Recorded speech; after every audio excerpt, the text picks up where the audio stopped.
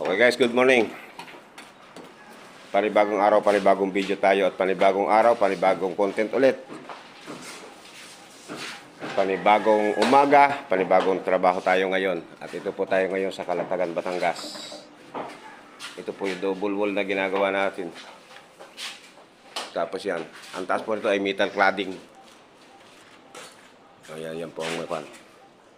Naka-double po ito, metal cladding po sa labas. Yan pong lahat ng paikot na metal cladding kinakasampa lang. Double wall to, metal cladding. Yan, metal cladding yan. Pero itong loob, hindi. Ka-double wall to, hard duplex. Pero ang gusto ni madam, hindi. Yung plated na. So yan, yan po ang kasa niyan. Yan, laging sa taas yan din ang kasa. Naka-double sa metal clad. Sana lang mga pinto. Dito. Ito po karamihan ko mga ginagawa. Puro mga metal cladding. Sa ngayon, usong-uso na. So, yun lang po. At maraming salamat.